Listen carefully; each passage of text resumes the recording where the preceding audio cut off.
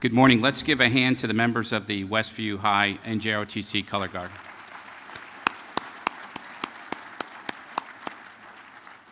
On behalf of AFCEA International and the U.S. Naval Institute, I welcome you all to West 2013. This is our 23rd annual West Conference. This year's theme is Shaping the Maritime Strategy. How do we make it work? I'd like to thank all our sponsors and exhibitors without whom we would not be able to deliver this superb program. And there'll be acknowledgments as we go through the week at the various events, but I just wanted to say that up front. Thank you very much. It's my pleasure and privilege to introduce the kickoff keynote speaker, the Honorable Christine Fox, Acting Deputy Secretary of Defense. With her appointment by President Obama in December 2013, Ms. Fox became the highest-ranking female official in history to serve the Department of Defense, building on a career of distinguished service that extends over 3 decades. She holds a bachelor's and master's degree in mathematics and applied mathematics from George Mason University. And immediately prior to her appointment, Deputy Secretary Fox was a senior advisor at Johns Hopkins Applied Physics Laboratory. From 2009 to 2013, she served as Director, Cost Assessment and Programs Evaluation in the Office of the Secretary of Defense, where she was also a key player in shaping the Defense Department's Strategic Choices and Management Review. She has served as the President for the Center for Naval Analysis, and prior to that as Vice President and Director of CNA's Operations Evaluations Group. As a member of the Operations Evaluation Group over several tours, her duties took her far and wide to fleet activities, including Top Gun. Secretary Fox has profound knowledge of current DoD programs, strategic direction, and issues. And we are very honored that she has joined us today to be our kickoff keynote speaker. Ladies and gentlemen, let's welcome Ms. Christine Fox.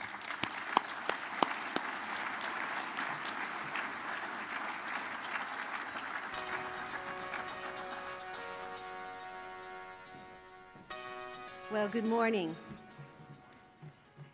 And thank you, Admiral Daly, for that very kind introduction. And thanks to AFCEA and the Naval Institute for this invitation and opportunity to speak with all of you today.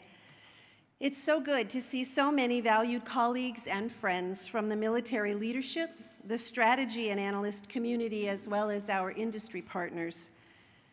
Since joining the Office of the Secretary of Defense more than 4 years ago now, first as CAPE and now as Acting Deputy Secretary of Defense, I have needed to be studiously neutral when it comes to the military services. But I must admit that it's a special pleasure to address a Navy gathering. As you know, I spent most of my professional life as an analyst working with the Navy and Marine Corps at the Center for Naval Analyses, as Admiral Daly just said. At CNA, I had many opportunities to ride ships, fly in naval aircraft, and support integrated training exercises. Rest assured, articles in proceedings continue to get my attention. But spending any length of time with the Navy invariably means spending some time in San Diego, where I had the wonderful opportunity to live for 5 years. So it's a particular pleasure to be back, especially at this time of year, especially with the kind of weather we've been having in Washington. But beyond the great weather and beautiful scenery here, this city has a unique place in the history of America as a maritime nation, a city that continues to be a critical home to American sea power in all of its dimensions. You know, it's pretty extraordinary that in one metropolitan area that is every year, we have the opportunity to see thousands of young men and women, still boys and girls in some cases, turned into United States Marines. Tens of thousands of those Marines live and prepare here for their next mission. The next elite group of Navy SEALs are selected, vetted, trained, and much of the vaunted Pacific Fleet is ported, maintained, and deployed to show the flag and police the commons. You know, I spent part of yesterday, a great part of yesterday, visiting some of San Diego's military assets and getting back in touch with my CNA roots. I visited the Naval Air Station North Island, the Navy Special Warfare Command, and USS Freedom. So in that context, we're here today to talk about shaping the maritime strategy, how to make it work. I would like to add how to make it affordable. For the U.S. military as a whole, this is a time of transition and corresponding uncertainty. The past decade has been dominated by the protracted land wars in the Middle East and Central Asia.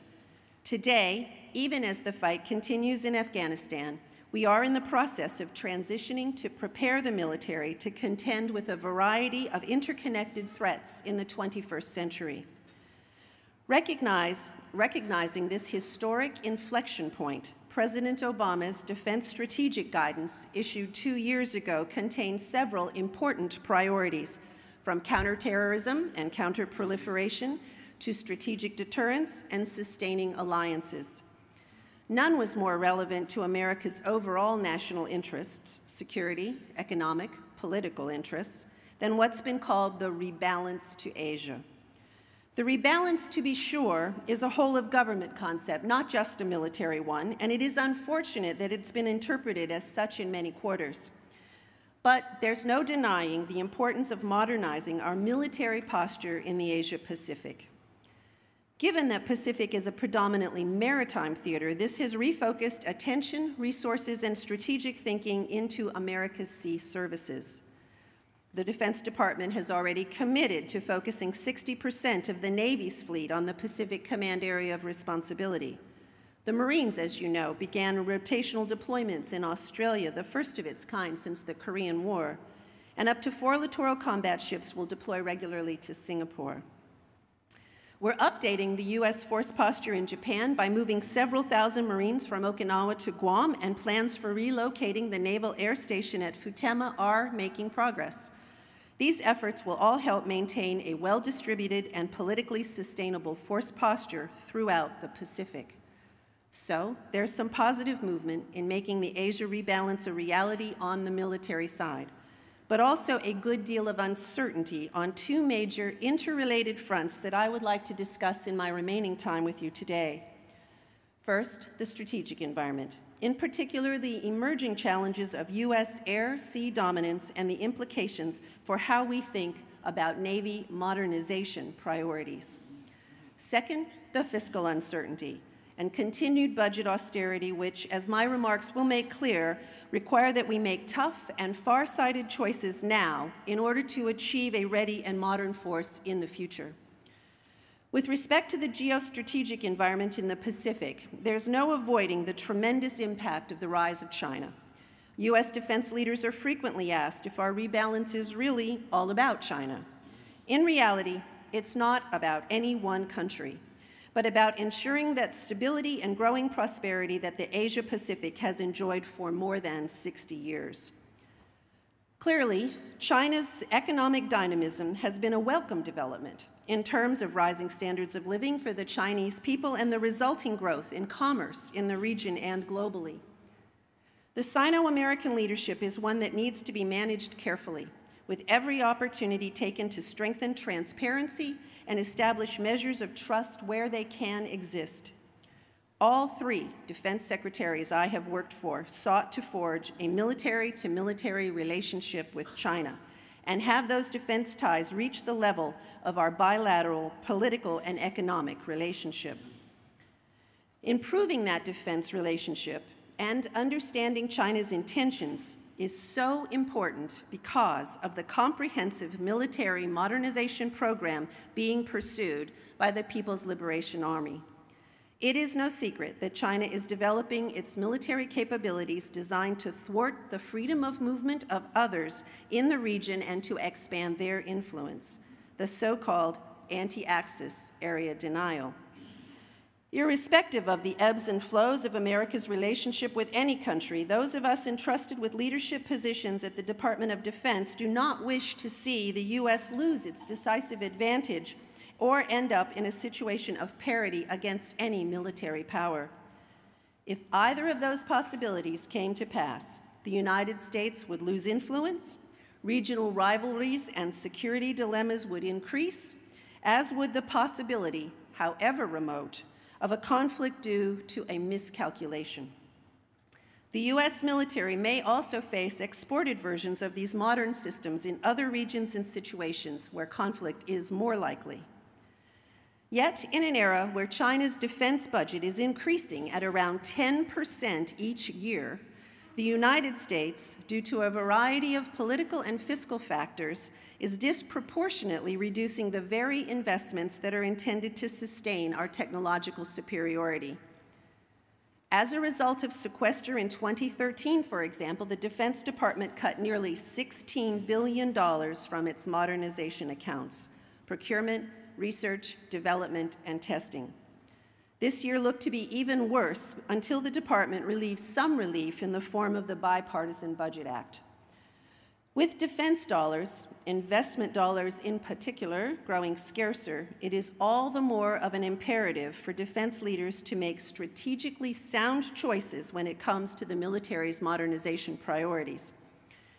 The U.S. Navy is unique amongst the military services in never having been seriously challenged in direct at-sea combat since the end of the Second World War. The U.S. enjoys a margin of military superiority today in the Pacific, but we cannot ignore the reality that American dominance on the seas, in the skies, and even in space can no longer be taken for granted going forward. As we confront the implications of this new reality, I'd like to share two major points. First, as the military transitions from a decade of fighting insurgents and terrorists, we don't have the luxury going forward of assuming a permissive environment for U.S. naval air or sea assets, whether for fighters, close air support, UAVs, amphibious landings, or surface combatants. With respect to the Navy, as I alluded to a moment ago, the threats to surface combatants continue to grow, not just from advanced military powers, but from the proliferation of more advanced, precise anti-ship munitions around the globe. Clearly, this puts a premium on undersea capabilities, submarines, that can deploy and strike with relative freedom of movement. For aerial platforms, we need the ability to strike from over the horizon, from secure locations, whether that capability comes from missiles, bombers, tactical aircraft, manned or unmanned. But with limited resources and global responsibilities, we simply can't afford to build a Navy tailored for one region or one kind of fight. We need a flexible portfolio of capabilities that can operate along the full spectrum of conflict and military operations. Nonetheless, given more advanced anti-ship munitions being developed by potential adversaries, I believe it is an imperative to devote increasing focus and resources to the survivability of our battle fleet. Niche platforms that can conduct a certain mission in a permissive environment have a valuable place in the Navy's inventory. Yet we need more ships with the protection and firepower to survive against a more advanced military adversary. Presence is important. Presence with a purpose and with capability. Second, when defense budgets decline, there is a natural tendency to hang on to combat forces at the expense of enablers. Yet we all know that enablers can be decisive force multipliers. With the U.S. Navy able to outgun any and all comers, potential adversaries will look to take away our inherent military advantages, to include the use of electronic warfare and other countermeasures. Capabilities that can overcome these threats represent critical enablers that we neglect at our peril. In many respects, the U.S. Navy has been so dominant for so long at sea that I worry we never really embraced these solutions at all. The time to start investing in the next generation of electronic warfare is now. However, the resources will be only available to buy these and other modern capabilities our military needs on land, sea, and in the air if we start reshaping and rebalancing all of America's defense institutions, and soon. Let me provide some context. As you know, early next month, the President will submit a budget request for the Defense Department. At this point, I obviously can't share any particular program decisions, including the ones you have probably already read stories about in the press. but I can provide the fiscal and budgetary context that shaped our recommendations. Today, we are in the midst of America's 5th defense drawdown in the past 70 years. The first 3 came after the end of wars: World War II, Korea, and Vietnam. The 4th came at the end of the Cold War.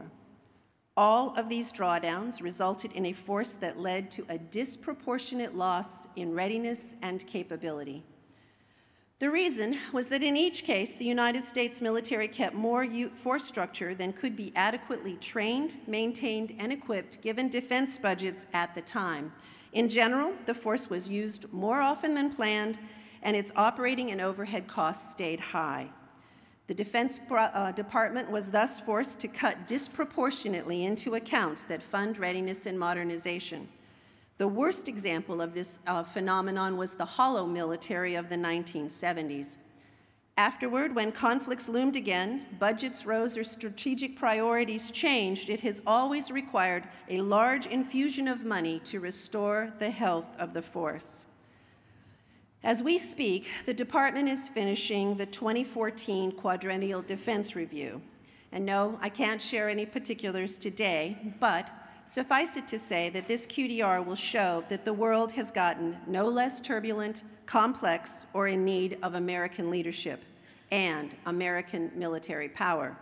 In short, even as the U.S. military resets after a decade of war, there is no peace dividend in the offering. Last summer, Secretary Hagel decided it was time for the Pentagon to begin preparing for the possibility that we would have significantly less funding than we wanted or needed for a defense strategy to contend with this global security environment. The result was the Strategic Choices and Management Review. Since then, the department's financial outlook has improved somewhat, as the Bipartisan Budget Act provided substantial sequester relief for fiscal year 2014.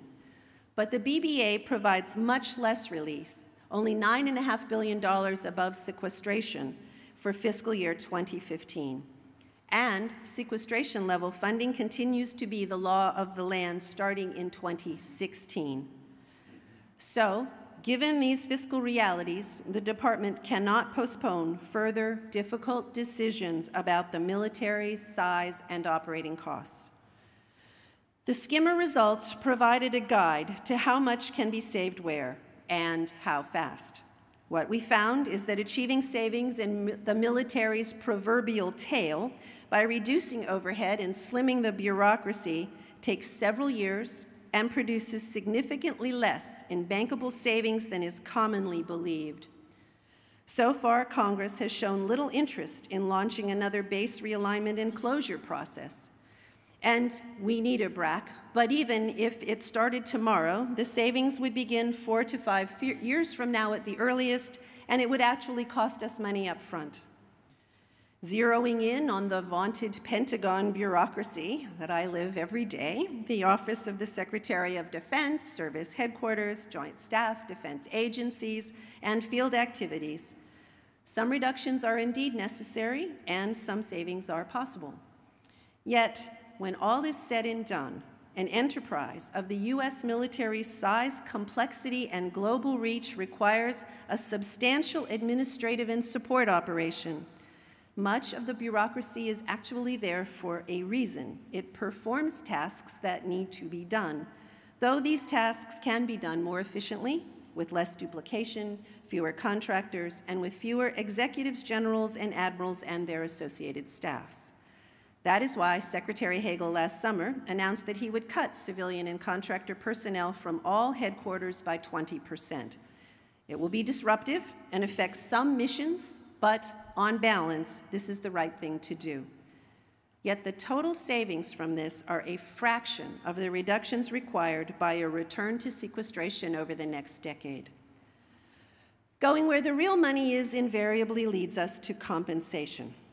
About half of all defense spending, broadly defined as pay and benefits, military and civilian, current and retirees, direct and in-kind, such as DoD schools and commissaries, is in compensation. The 2000 saw substantial military pay and benefit increases, and that was justified. But the result now is a compensation package that will be difficult for us to sustain under today's budget circumstances, at least without making truly damaging and potentially dangerous cuts elsewhere. In all, what the skimmer showed was that managerial savings typically accumulate slowly and take years to realize, at least if done in a sound, legal, and humane way. And in the meantime, without tough choices based on strategic priorities like the Maritime strategy, readiness and modernization will continue to suffer as security threats grow and multiply.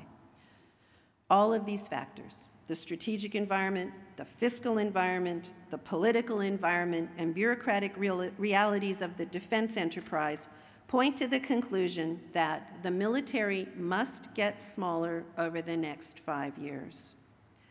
It is not an ideal course of action. It contains real risks. A smaller force, no matter how ready or technologically advanced, can go fewer places and do fewer things.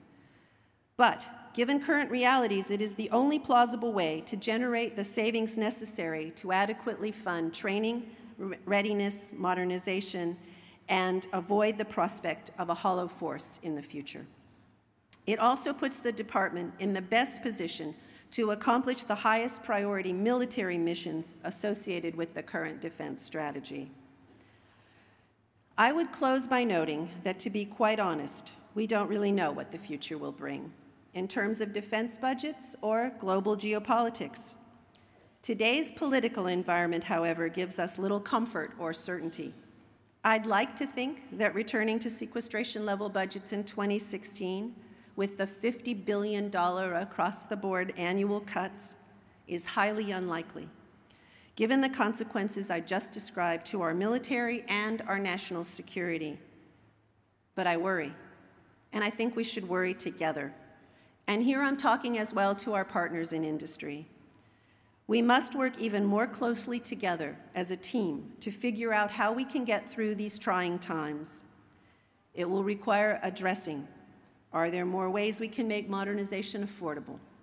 Are there ways to reduce the growth in the cost of our people in industry and increase our buying power? How can we reduce the operating and support costs for new and existing systems to relieve some pressure on the operating accounts? What are the most vulnerable parts of our industrial base? How likely is it that we could reverse course and build up our force again if we get this wrong or we get into an unanticipated crisis? And I would like to see more critical and creative thinking on, for example, how to develop technology and then keep it on the shelf, so to speak, ready to be turned into procurement when there is a change in either defense budgets or strategic needs. These are really difficult questions. The answers have to be doable, not just sound bites or assertions that sound good but don't really add up in the real world. Finally, I would like to thank all of you for what you do. These are trying times for everyone, especially and including our partners in industry. You are vital members of the team. We should not lose sight of the fact that we are doing something vitally important for our country. Whether uniform, government, civilian, or industry, you are the best at what you do. These trying times will pass. I'm sure of it. Somehow we always figure it out. Or, as Churchill once said, you can always count on the Americans to do the right thing after they've exhausted all other alternatives. And while the American political system exhausts all of its alternatives, it is up to us to get prepared and make the tough choices for the men and women in uniform, for our country's security and credibility as a global power. Thank you again for the opportunity to talk with you today, and now I look forward to your questions.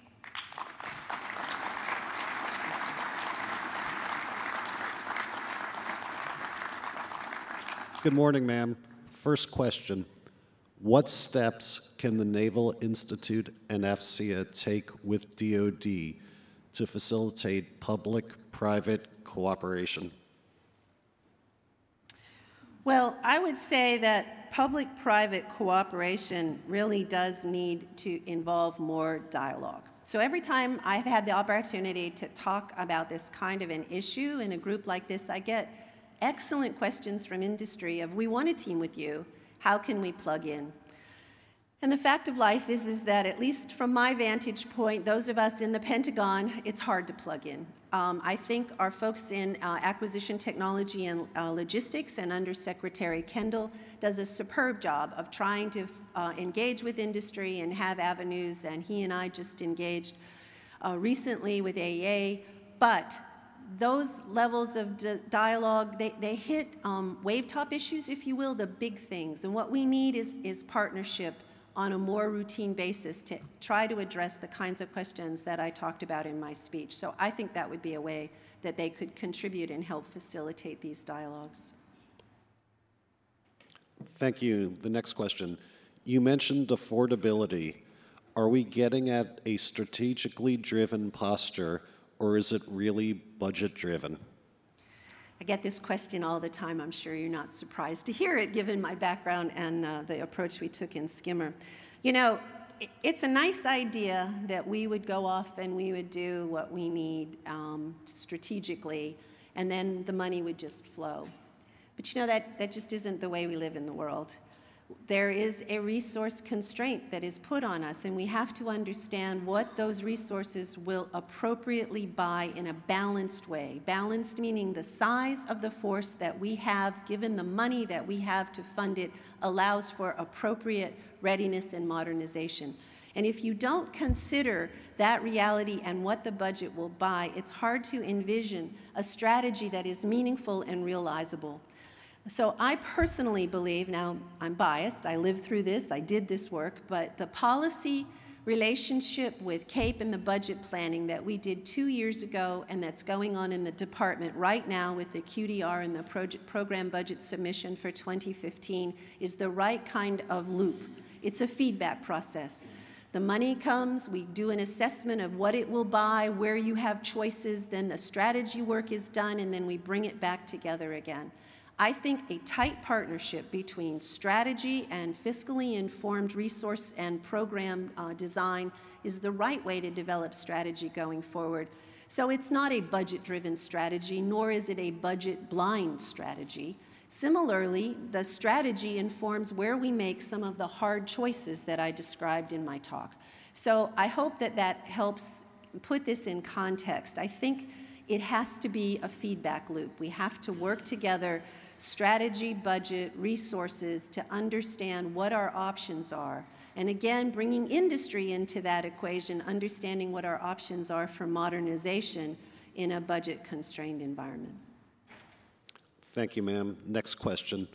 Could you provide your thoughts on the readiness of our defense workforce as we face the challenges you describe, and how do we retain the best in the face of personnel and program reductions?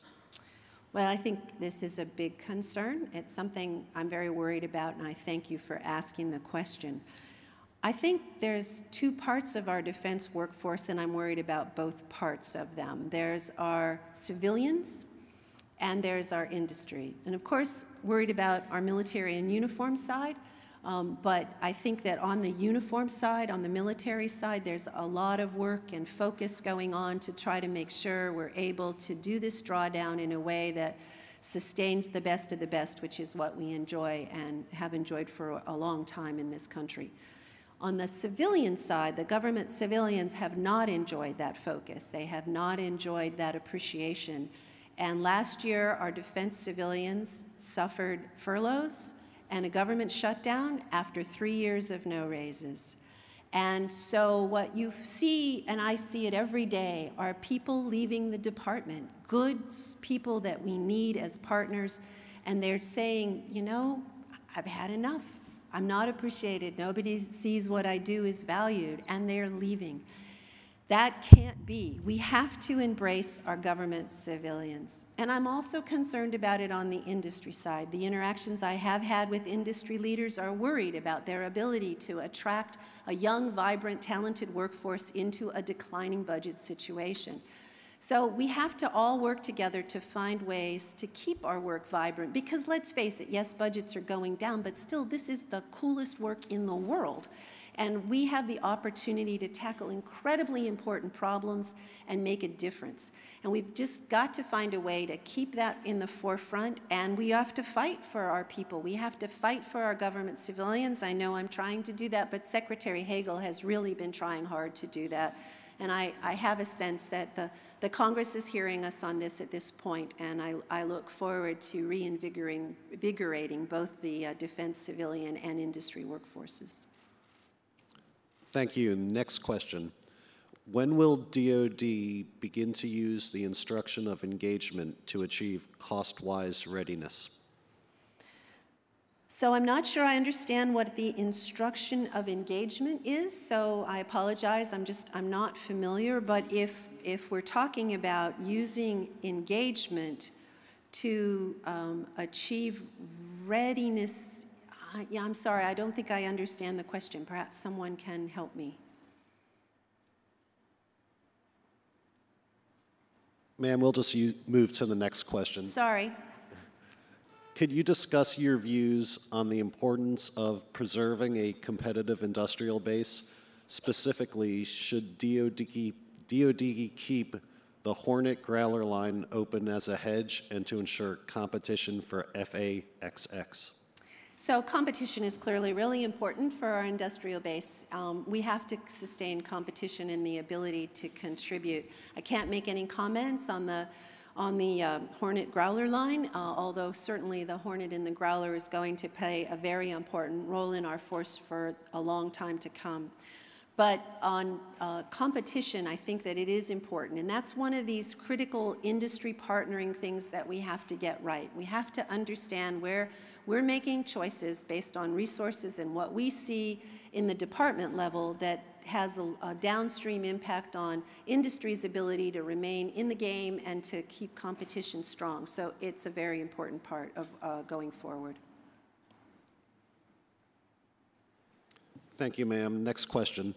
You mentioned that the Pacific rebalance has unfortunately been primarily a military discussion. What are some of the whole-of-government elements that this administration has put in place, and how effective have they been?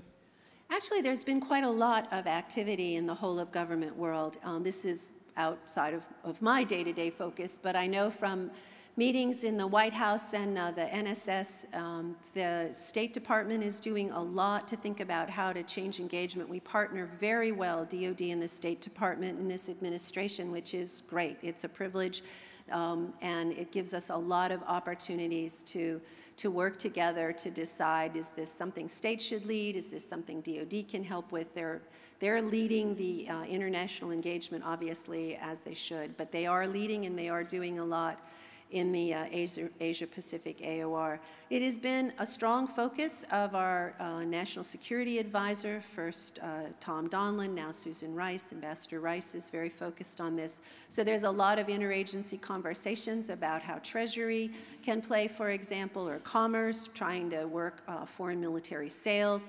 So there's a lot of activity going on that we in DoD don't really see, and that somehow the media hasn't picked up on as much. But there is a lot going on there that we should try to, I think, on the administration side, share more broadly, and I encourage our friends in the media to pick up on that as well, because it's going and it's exciting. Thank you, ma'am. We have time for 2 more questions. The first will be, what kind of research and engineering should be allocated to steady state shaping, humanitarian assistance, and stability ops, and how can these be given adequate priority? Yeah, so the strategy makes it very clear that engagement, shaping in the sense of assurance of our allies and deterrence of our adversaries, and engagement to try to do partnering and help build up partner capabilities is a critical part of our strategy. Nobody wants a conflict, right? And so it's those kinds of activities that we believe play a very vital role in making sure that, or at least limiting any possibility of a future conflict. So that's a very important part of our strategic dialogue and the defense strategy. So R&D does need to help us with that. How can we do those things, have more impact? And the challenge there is an awful lot of those activities, of course, are on the lower end. And I just gave a talk about the importance of the high end of technology. And so when you look out at the world and you look out at what's needed, you constantly see this spectrum. We need to be active in technology development and R&D, military activities, and strategic thinking across the entire spectrum. And we need to be flexible. So I do think it's an important part of the strategy, and we should not lose sight of it. So I think that that's a good question. On the other hand, I will point out they tend to be less expensive kinds of R&D than the high tech. So it's just a question, I think, of not losing focus in that case more than it is about affordability. Thank you, ma'am. Last question. You and colleagues at CNA recently completed a superb study on graduate education for military officers and senior personnel to unlock their intellects and develop critical thinking skills. Will you pursue the objectives of that study as DepSecDef? Wow, somebody remembers the education strategy study. Thank you, whoever that is. You know, as DepSecDef, what I can do is encourage the services to continue to place a premium on education and graduate education and just general education and development. And I certainly try to do that, but I think our service chiefs are very focused on that. I think all 4 of our service chiefs are very focused on continuing education and graduate education. I think the opportunity to partner with universities throughout the country to do more distance learning and offer degrees for our military members wherever they're deployed, whatever they're doing, has been a real boom. And that's been a nice development since I worked on the education strategy. So I do think that we've made some advances. We do need to continue to do so. I will certainly try to do my part to keep the focus on those issues. But it's our service chiefs that I think are leading the charge, and I do think they're leading the charge. Okay. Thank you very much. It's been a real pleasure to be with you today. Carol. Present that. Ms. Fox, it's an honor to have you here today. You've got the coolest work to do, but you've also got one of the busiest jobs on the planet. And we're very honored that you came out and shared your thoughts with us today. A small token of our appreciation, I have this Naval Institute book, Ships and Aircraft of the U.S. Fleet, something you're mildly familiar with, which also has an AFCEA bookmark. Thank you so much for being with us.